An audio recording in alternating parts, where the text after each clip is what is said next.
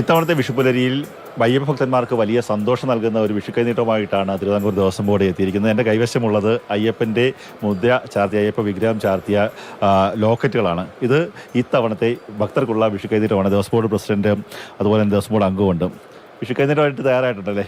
പിന്നെ ഞങ്ങൾ platinum jubilee ആഘോഷിക്കുകയാണല്ലോ ഞങ്ങളുടെ ദേവസ്വം ബോർഡിൻ്റെ. അപ്പോൾ ഭക്തജനങ്ങളുടെ ചിരകാല അഭിലാഷമാണ് ഭഗവാന്റെ ലോക്കറ്റ്. അത് സാധ്യമാക്കാമെന്ന് ഞങ്ങൾ വിചാരിച്ചു. അതിനു വേണ്ടിയിട്ടുള്ള ഒരുക്കങ്ങളുമായി മുന്നോട്ട് പോയി. വിഷു ദിനത്തിൽ രാവിലെ 8 മണിക്ക് ബഹുമാന്യായ ദേവസ്വം വകുപ്പ് മന്ത്രി ശ്രീ VN വാസവൻ ഇത് ബുക്ക് ചെയ്ത ആളുകൾക്ക് കൊടുത്തുകൊണ്ട് ഇതിൻ്റെ ഉദ്ഘാടനം നിർവഹിക്കും. ഇപ്പോൾ ഞങ്ങൾ 2 ഗ്രാം, 4 ഗ്രാം, 8 ഗ്രാം എന്നുള്ള രീതിയിലാണ് ലോക്കറ്റ് നമ്മളിപ്പോൾ ആലോചിക്കുന്നത്.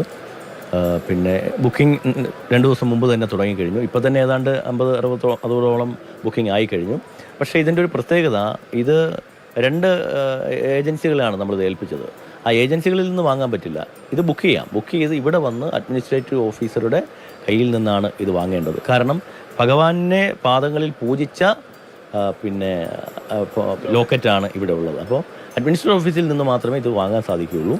ബുക്ക് ചെയ്യുന്നത് നോക്കിയാൽ ഓൺലൈനിൽ ബുക്ക് ചെയ്യാവുന്നതാണ്. അപ്പോൾ ഭക്തരുടെ ചിരകാല അഭിലാഷമാണ് നമ്മളിപ്പോൾ പൂർത്തീകരിച്ചിരിക്കുന്നത്.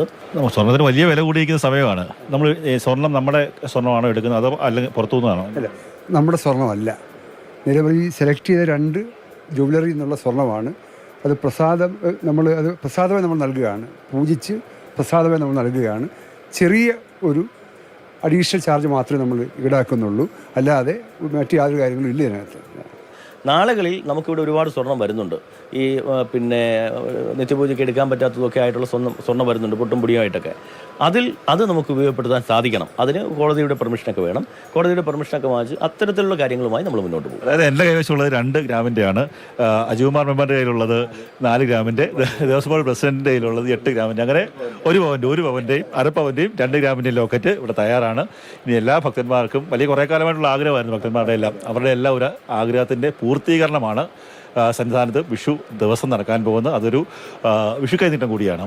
സന്നിധാനത്ത് നിന്ന് ജയചന്ദ്രൻ മുല്ലമ്പാറയ്ക്കൊപ്പം കണ്ണൻ നായർ, മാതൃഭൂമി ന്യൂസ്.